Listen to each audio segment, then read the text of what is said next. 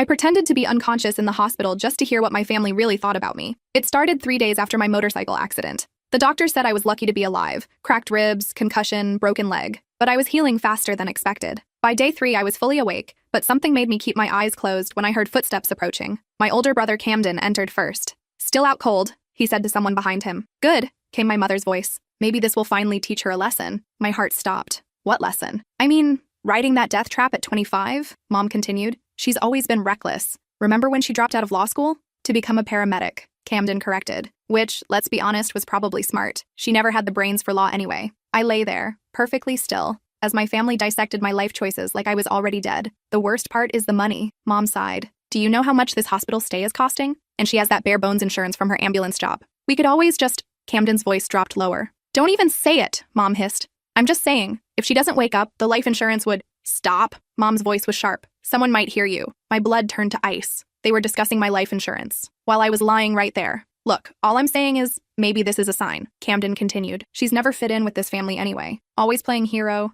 always making us look bad with her blue-collar job. Remember when she brought that homeless man to Christmas dinner?" Mom asked, her voice dripping with disgust. "Or when she testified against Uncle Richard at his trial," Camden added. Uncle Richard, the family secret we weren't supposed to talk about. The reason I'd cut contact with most of my relatives 2 years ago. "She destroyed this family," Mom said quietly. "Richard's in prison because of her lies." Lies. They were calling my testimony about what he did to me lies. The room fell silent. I heard the rustle of clothing like someone was leaning closer to my bed. "You know what I think?" Camden whispered. "I think we need to have a serious conversation with her doctor about her prognosis." "What kind of conversation?" Mom's voice was barely audible. "The kind where we discuss quality of life. Brain injuries can be unpredictable. Sometimes it's more merciful to let someone go." "Camden? Think about it, Mom. She's never going to change. She'll wake up and go right back to embarrassing us. Back to her pathetic job, her bleeding heart causes, her vindictive crusade against our family. She cost us everything," Mom said, her voice growing stronger. "The country club membership, the charity board positions. Do you know how humiliating it was when the Weatherbys asked me to step down? Because of her lies about Richard," Camden agreed. "One troubled girl's fantasy destroyed a good man's reputation." Fantasy. 15 years of abuse was a fantasy to them. "If she doesn't wake up," Camden continued slowly, "the insurance money would solve a lot of problems. We could pay off the house, maybe take that European trip you've been wanting." "How much is the policy worth?" Mom asked. $200,000. Plus there might be a settlement from the motorcycle company. Faulty brakes, remember? My stomach churned. The brakes weren't faulty. I'd hit black ice. "We'd have to be careful," Mom said. "Make sure everything looks natural." Of course. Grief-stricken family making the difficult decision to let their daughter go peacefully. "When should we talk to the doctor?" "Soon, before she shows more signs of improvement." I heard footsteps moving closer to my bed again. "Look at her," Camden said, his voice cold. 25 years old, and this is what she has to show for it. No husband, no real career, no money. She's a disappointment. I had such hopes for her," Mom sighed. "Law school, a proper marriage, grandchildren. Instead, she chose to throw it all away. For what? To save strangers who probably don't even appreciate it? She always was selfish." Mom agreed. "Even as a child, always causing drama, always seeking attention." Attention. That's what they called my cries for help when Uncle Richard was hurting me. "The funeral would actually help our image," Camden mused. "Tragic young woman, taken too soon. People love a martyred hero story. We could set up a scholarship," Mom added, warming to the idea. "Show how much we supported her career choice. Perfect. Turn her into a symbol while finally being free of the real thing." Their footsteps moved toward the door. "I should go talk to that doctor," Mom said. "What's his name? Martinez? Good idea. And I'll call the insurance company, just to understand the process. Remember, if anyone asks, we were here praying for her recovery," Camden finished. "I know." The door clicked shut. I lay in the darkness, processing what I'd just heard. My family wasn't just disappointed in me, they were actively hoping I'd die, and they were planning to profit from it. I forced myself to breathe normally, to keep my heart rate steady. The monitors beside me beeped rhythmically, marking time while I tried to understand what kind of people I was related to. That night I replayed every conversation from my childhood, every family gathering, every moment I thought showed love. How many of those smiles had been fake? How many expressions of pride had been performances for outsiders? I remember the night I'd finally told my parents about Uncle Richard. I was 22, home from college for Christmas break. I'd spent 4 years in therapy, building the courage to speak. When I finally said the words, told them what he'd done to me from age 7 to 18, their first response wasn't concern for me. It was concern for the family reputation. "Are you sure you remember this correctly?" Mom had asked. "You were so young. Children sometimes misinterpret adult affection," Dad had added. They'd spent that entire conversation trying to convince me I was wrong, that Uncle Richard was a good man who'd been nothing but kind to me. When I insisted, when I showed them the journal I'd kept documenting every incident, they'd accused me of having an overactive imagination. "You always were dramatic," Mom had said, making up stories to get attention, but I hadn't made it up. And 2 years later, when Uncle Richard was caught abusing my cousin Layla, they couldn't deny it anymore. The physical evidence was undeniable. The medical reports were conclusive. Yet somehow, even then, I remained the villain in their story. The next morning brought more visitors. My cousin Bridget arrived with her husband Trevor, both dressed in expensive clothes that screamed success and superiority. "Any change?" Bridget asked, settling into the chair beside my bed like she was attending a social event. "None," Mom replied, her voice heavy with manufactured grief. "The doctors say it could go either way." "Such a tragedy," Trevor said, though his tone suggested he was discussing the weather. "She was so young. Has anyone been to her apartment?" Bridget asked, and I could hear the calculation in her voice. "I mean, someone should check on her things. Make sure nothing gets stolen." My apartment. The one-bedroom place I'd worked 3 jobs to afford, decorated with secondhand furniture and artwork from local artists I'd befriended. It wasn't much, but it was mine. "Camden has her keys," Mom said. "He's handling all that." "Good thinking," Trevor said. "Does she have any valuables? Electronics? Jewelry? Savings accounts?" The audacity was breathtaking. They were cataloging my possessions while I lay supposedly unconscious 3 feet away. "Not much." Camden's voice joined the conversation as he entered the room. Her bike was the most expensive thing she owned, and that's totaled. "What about her savings?" Bridget pressed. "Investment accounts? Retirement funds?" "She spent everything on that ridiculous motorcycle," Mom said with disgust, "and giving money away to every sob story that crossed her path." They were talking about my donations to the women's shelter, the homeless veteran I'd helped get back on his feet, the immigrant family whose medical bills I'd paid when their son was hit by a drunk driver. "Remember when she paid for that stranger's cancer treatment?" Bridget laughed, a sound devoid of warmth. "Thousands of dollars to someone she'd met exactly once." "Or when she gave her entire Christmas bonus to that animal rescue," Camden added, shaking his head like my generosity was a mental illness. "At least she had good life insurance," Trevor said, steering the conversation back to finances. "That shows some planning ahead."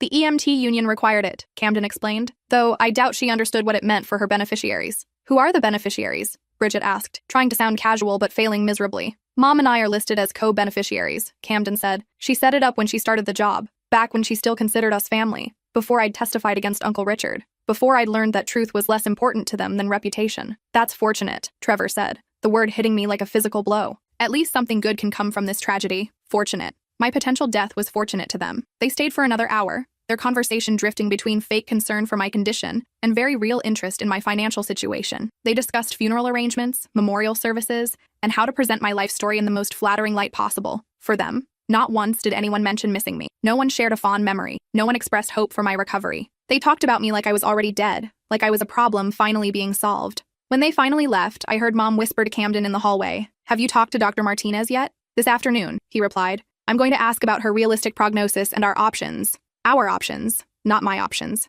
Theirs. That afternoon, Dr. Martinez entered with Camden, and I immediately sensed the tension between them. I'd liked Dr. Martinez during my conscious interactions. He seemed genuine, competent, and caring. I hoped he wouldn't be swayed by whatever manipulation Camden was planning. "Doctor, I need to ask some difficult questions," Camden began, his voice heavy with fake emotion that made my skin crawl. "Of course. What can I help you with?" "My sister's always been troubled. Mental health issues, risky behavior, poor decision-making. Is it possible that even if she wakes up, she might not be the same person?" I felt sick. Camden was laying groundwork to question my mental competency, setting up a narrative that would justify whatever they were planning. "Brain injuries can certainly affect personality and cognitive function," Dr. Martinez said carefully. "But your sister's scans look very promising. I expect a full recovery." "But you can't be certain?" "Medicine isn't about certainties, Mr. Thornfield. It's about probabilities. And the probability is that your sister will make a complete recovery." "What if we're not comfortable with those odds?" Camden asked, and the casual way he said it made my blood run cold. There was a long pause. I could almost hear Dr. Martinez processing the implications of the question. "I'm not sure I understand what you're asking," he said slowly. "I'm asking about our options.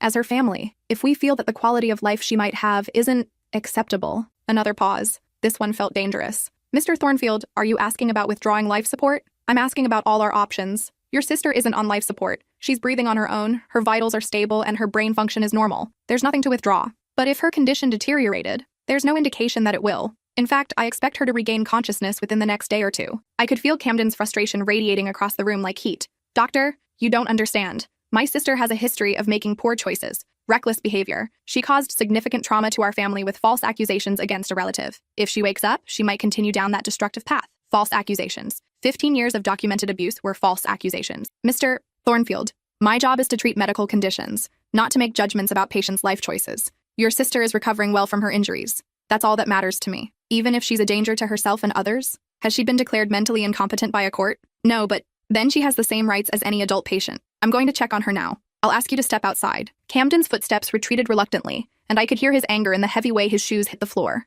Dr. Martinez approached my bed, and I felt safer with him there. "Your vitals are excellent," he said, making notes on his chart. "Heart rate, blood pressure, brain activity. Everything looks normal for someone in your condition." He leaned closer and lowered his voice to barely above a whisper. I know you can hear me. Your brother's questions were inappropriate, and I want you to know that no one will make medical decisions for you without your consent. When you're ready to wake up, just open your eyes. My heart rate spiked on the monitor, betraying my consciousness. That's what I thought, he said quietly. Take your time. I'll be here when you're ready. He left, and I lay there processing what had just happened. Dr. Martinez knew I was conscious. He was protecting me. But for how long? And what would Camden do when he realized his plan wasn't working? That evening brought a parade of family members I hadn't seen since Uncle Richard's trial. They'd all cut contact with me after the conviction, choosing to side with an abuser rather than admit they'd failed to protect a child. My Aunt Dolores arrived first, her designer purse clutched like a weapon, her face arranged in an expression of theatrical grief. Such a tragedy, she sighed dramatically, taking the chair closest to my bed. She had so much potential. Wasted potential, Uncle Paul corrected as he joined her.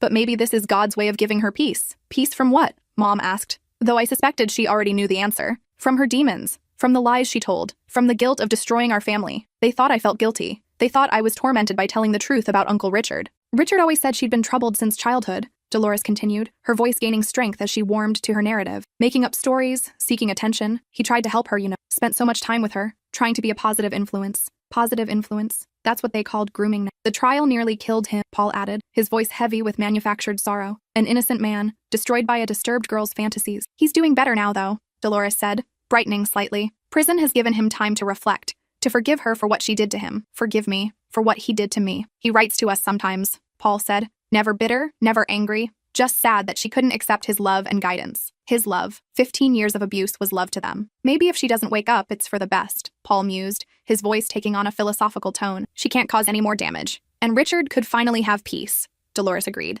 Poor man has suffered enough. They stayed for 2 hours, taking turns sharing their revisionist history of my relationship with Uncle Richard. In their version, he was a misunderstood saint who'd tried to help a troubled child. I was a vindictive liar who destroyed an innocent man out of spite. The most disturbing part was how convinced they seemed of their own story. It wasn't deliberate deception. They'd genuinely rewritten history in their minds to avoid confronting their own failure to protect me. When they finally left, I heard Paul tell Camden in the hallway, "If you need character witnesses about her mental state, we're happy to help." Character witnesses. They were building a case against my competency. The next day brought my father. I hadn't seen him since the trial, where he'd sat in the back row with his arms crossed, stone-faced throughout my testimony. When the guilty verdict was read, he'd walked out without acknowledging me. Now he sat beside my bed, and for a moment, just a moment, I hoped he might be different from the others. Maybe time had given him perspective. Maybe he'd realized what Uncle Richard had really done to me. "I don't know if you can hear me," he said quietly, his voice rough with what sounded like genuine emotion. "But I need to say something." My heart monitor betrayed my attention, beeping slightly faster. "Your mother thinks I should let you go. Camden thinks it would be mercy.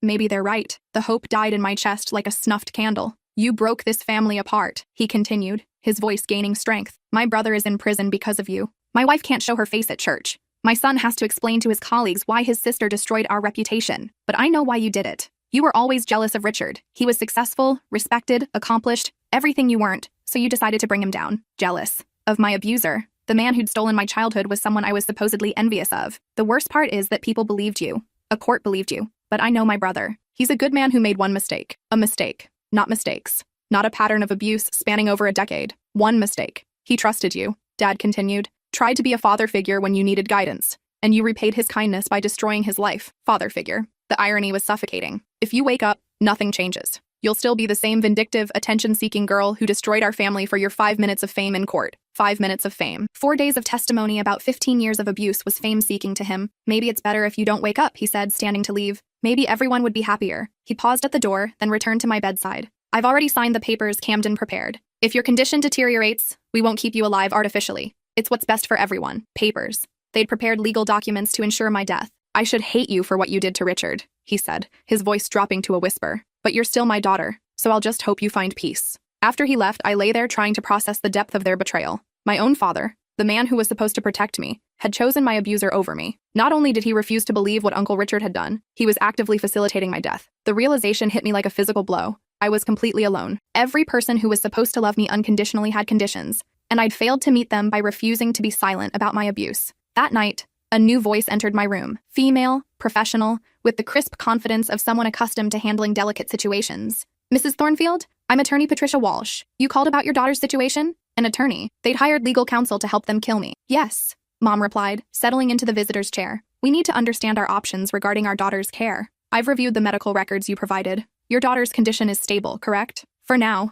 but brain injuries are unpredictable. The doctors say there could be complications." That was a lie. Dr. Martinez had said I was recovering well. And you mentioned concerns about her mental competency? She's made increasingly erratic decisions over the past few years, Mom said, warming to her narrative. Dropped out of law school to take a low-paying job, alienated the entire family with false accusations against her uncle. False accusations? She claimed he abused her as a child. The court believed her lies. And now an innocent man is in prison. I see. And you're concerned that if she recovers, she might continue making poor decisions? We're concerned she might be a danger to herself and others. She's always been impulsive, reckless. This motorcycle accident is just the latest example. Well, if she regains consciousness, you could petition for guardianship based on mental incompetency. With the right documentation, you could make her medical and financial decisions. What kind of documentation would we need? Psychiatric evaluations, testimony from family members about her erratic behavior, evidence of poor judgment. The more comprehensive the case, the better your chances. And if she doesn't regain consciousness, then the medical power of attorney you've established would allow you to make end-of-life decisions on her behalf. Medical power of attorney. They'd given themselves the legal right to kill me while I was unconscious and couldn't contest it. How quickly could we move forward? Camden's voice joined the conversation as he entered the room. If she wakes up,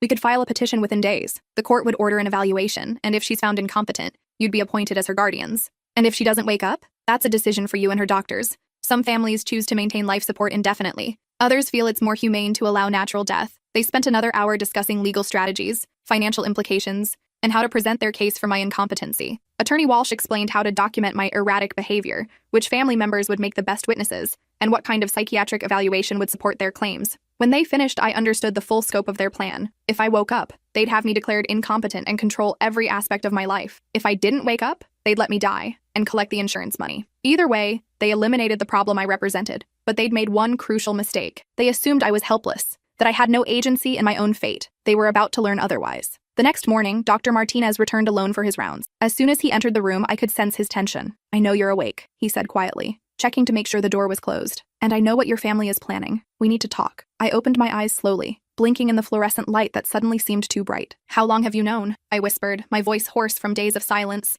"Since yesterday. Your heart rate spikes every time they say something disturbing. Your brain scans show normal activity patterns. You're physically capable of consciousness." I struggled to sit up, my body stiff and weak from days of lying motionless. "They're trying to kill me," I said, the words feeling surreal even as I spoke them. "I know. And legally, they might be able to do it. They've filed paperwork establishing medical power of attorney. How is that possible? I never gave them that authority. They claimed you were incapacitated and had no advance directives. Without anyone to contest it, the court granted their emergency petition. But I'm conscious now. Yes, but they could argue that your brain injury has affected your judgment. With the right psychiatric evaluation and family testimony, they could have you declared incompetent. So what are my options?" Dr. Martinez pulled a chair close to my bed, his expression grave, limited, but not non-existent. "Tell me about this uncle they mentioned, the one in prison." So I told him everything. About Uncle Richard moving in with us when I was 7, after his messy divorce left him temporarily homeless. About how my parents welcomed him with open arms, grateful for the help with childcare while they worked long hours building their careers. About how his help quickly turned into something much darker. "It started as games," I said, the words feeling like broken glass in my throat. "Special games that were our secret." He said I was mature for my age,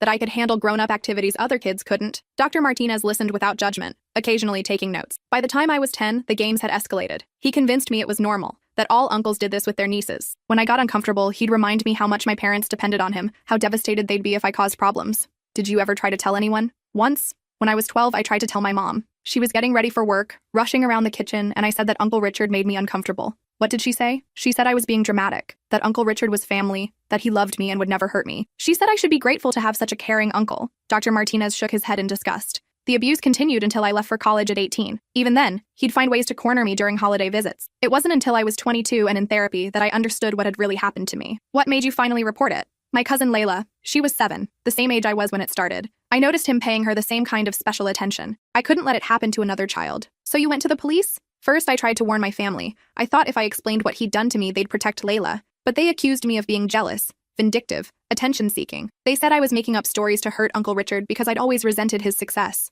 That must have been devastating." "It was. But I couldn't let Layla suffer what I'd suffered. So I went to the police alone." "And they believed you?" "Eventually. The detective was experienced with sexual abuse cases. She knew what to look for, what questions to ask. When they examined Layla, they found evidence that confirmed my worst fears. He was already abusing her. Yes, for months. And there were others. Girls from his neighborhood, his ex-wife's daughter from her first marriage. The investigation uncovered a pattern going back 20 years. Dr. Martinez was quiet for a long moment, processing the information. "Your family still doesn't believe you?" "They believe what's convenient. Admitting he's guilty would mean admitting they failed to protect me. It's easier to believe I'm lying." "What do you want to do now?" "I want to disappear. I want them to think I died. That's complicated and illegal." More illegal than conspiracy to commit murder? Point taken. But faking a death involves falsifying medical records, insurance fraud, potential federal charges. What if we don't fake it? What if we just let them make their choice? Dr. Martinez raised an eyebrow. I don't follow. They want to withdraw life support, right? What if we give them the opportunity? What if I have a medical emergency that requires life support, and then they make the decision to let me die? You're not on life support, but I could be, temporarily. A complication that requires intubation. Then, when they choose to let me die, we document everything. That's incredibly risky. Less risky than letting them actually kill me. Dr. Martinez studied my chart, thinking hard. There might be another way, he said slowly, but it would require perfect timing, absolute trust, and significant risk for both of us. What kind of way? Medical records can be interpreted creatively. If you were to have a sudden decline, require emergency intervention, and then pass away despite our best efforts, well, death certificates are filed based on medical judgment. You'd fake my death? I'd document a tragic outcome following complications from traumatic brain injury, which technically wouldn't be entirely false. You did have a brain injury. And then you'd need a new identity, a new life, and the ability to stay hidden indefinitely. The plan seemed impossible, too complex, too dangerous. But the alternative was letting my family either kill me or control me for the rest of my life. Let's do it, I said. Are you sure? Once you're legally dead, there's no going back. You'd lose everything. Your career, your friends, your entire identity. I've already lost my family. Everything else can be replaced. What about your job? Your colleagues? They'll remember me as someone who died too young. That's better than living as someone who was never really alive. Dr. Martinez spent the next hour outlining the details. He'd document a sudden deterioration in my condition requiring emergency life support. My family would be called in to make the decision about continuing care. When they chose to let me die, he'd document my passing and arrange for my body to be transferred to a specific funeral home with connections to witness protection services. This will end my career if we're caught, he warned. The medical board would revoke my license. I could face criminal charges. Why are you willing to risk it? Because I've seen what families like yours do to survivors. Because I took an oath to do no harm, and letting them kill you would violate that oath. And because sometimes the system fails people who deserve better. What do you need from me? Complete trust. When the time comes, you'll need to stop breathing on your own. You'll need to let the machines show cardiac arrest while staying conscious enough to hear what they say. How long will I need to hold my breath? Not long, maybe 30 seconds. But it has to be convincing. What if something goes wrong? Then we improvise. But I'll be monitoring everything. I won't let anything happen to you. 2 days later, Dr. Martinez called my family with urgent news. I'd taken a sudden turn for the worse.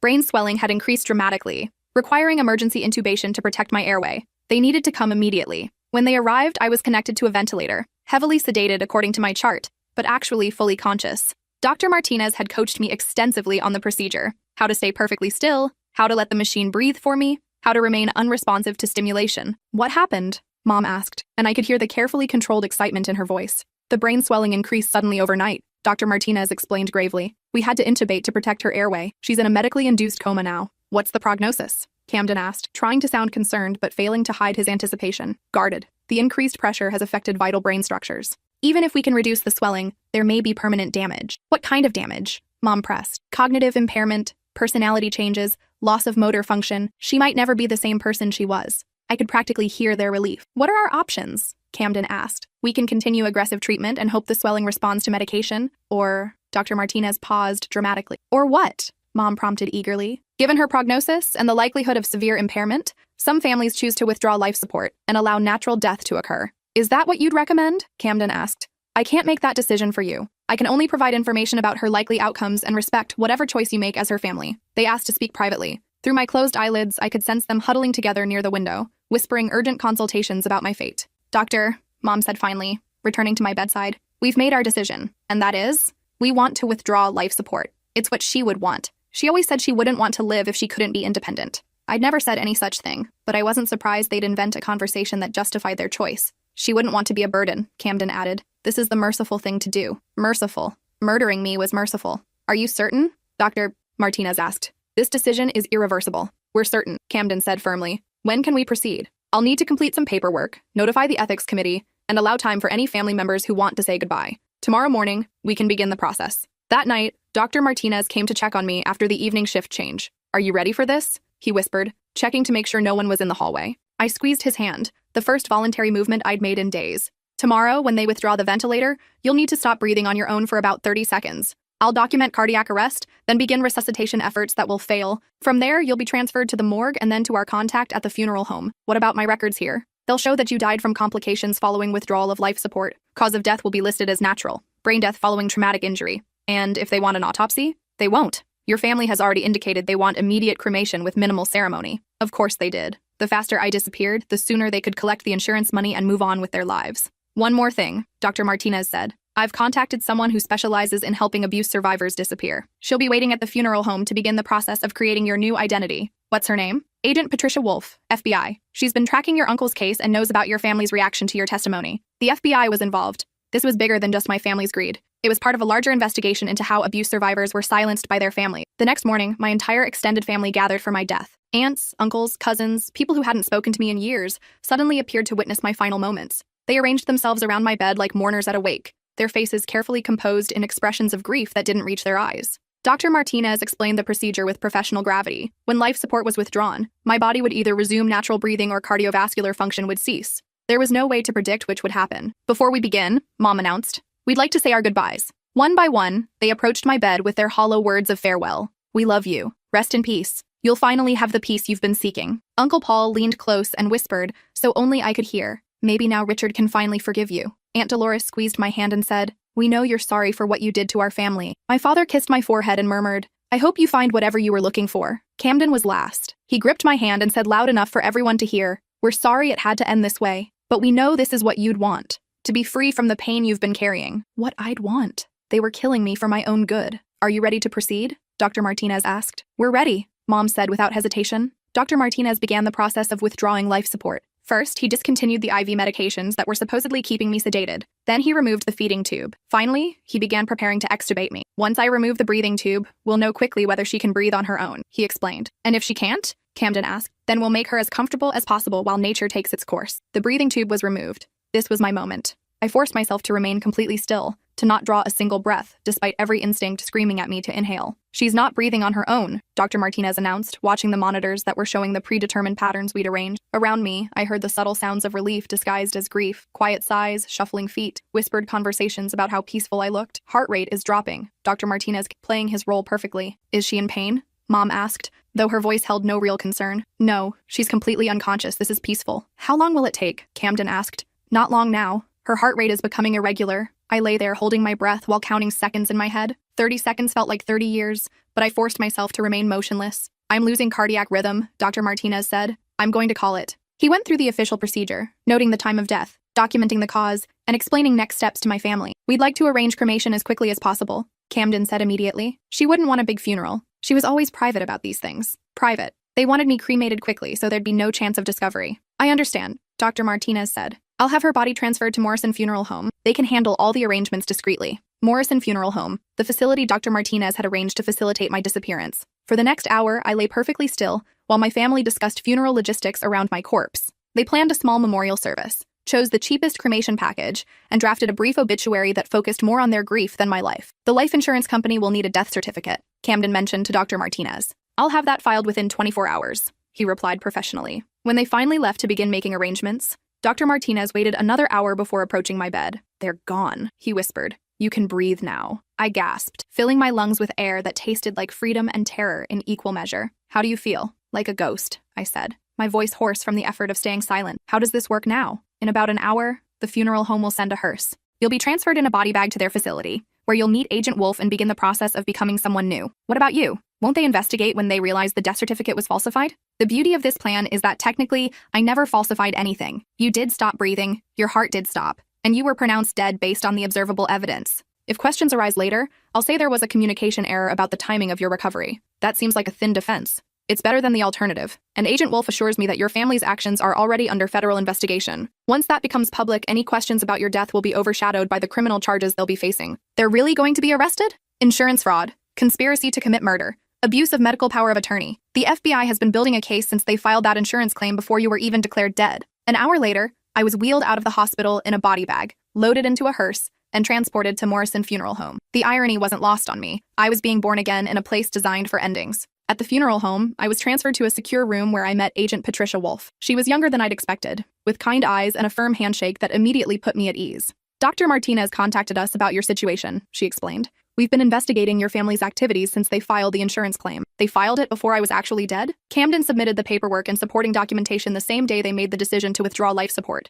That's insurance fraud, conspiracy, and attempted murder. What happens now? Now we build a case while keeping you safe. Your family believes you're dead, which gives us time to gather evidence and prepare for prosecution. Agent Wolf explained that I'd be placed in a form of federal witness protection while they completed their investigation. I'd receive a new identity, complete with social security number, birth certificate, and medical records that documented my recovery from a different accident in a different state. What about my life here, my job, my friends? They'll mourn your loss and remember you fondly. It's not ideal, but it's safer than the alternative. For the next 6 months, I lived in a safe house in Colorado, working with federal prosecutors to build the case against my family. I testified before grand juries, provided detailed accounts of their conversations and plans, and helped establish the timeline of their conspiracy. The FBI had also been recording their phone calls and monitoring their financial activities. Camden had been researching the insurance claim process weeks before my accident. Mom had been consulting with financial advisors about investing a large sum of money. They'd even met with travel agents about that European vacation they'd mentioned. They'd been planning to profit from my death before I was even injured. The case attracted national media attention when the arrests were made. Family plots daughter's death for insurance money. Abuse survivor outsmarts murderous relatives.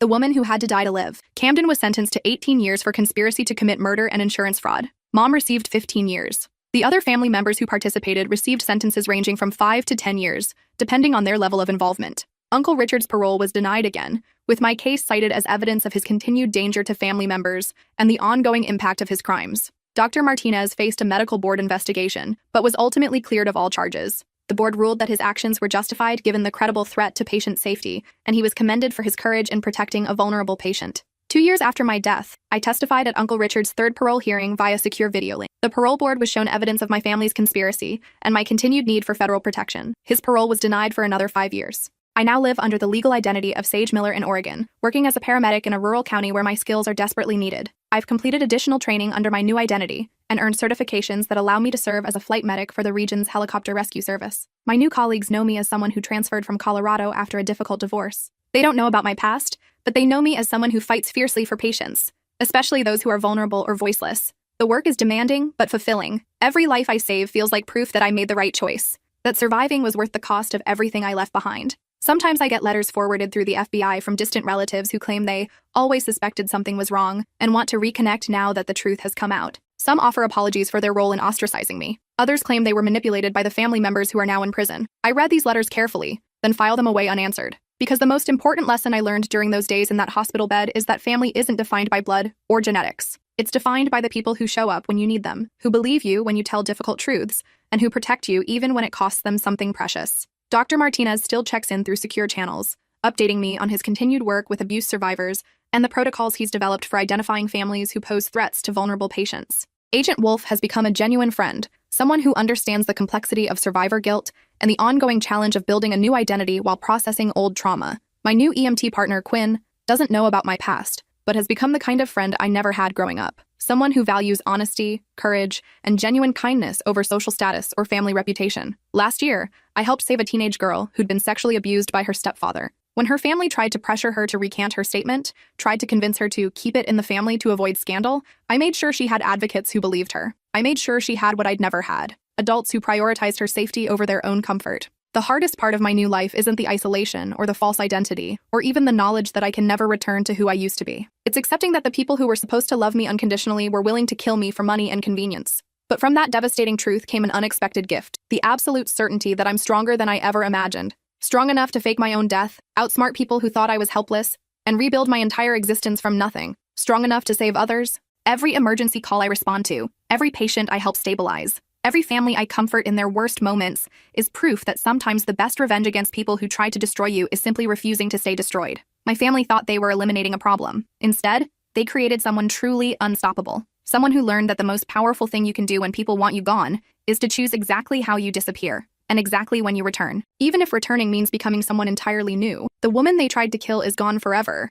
but the woman who took her place is everything they never expected. Someone with nothing left to lose and everything to fight for. Someone who discovered that sometimes you have to lose everything to find out who you really are. And sometimes the person you really are is someone worth dying for, someone worth living for, someone worth becoming.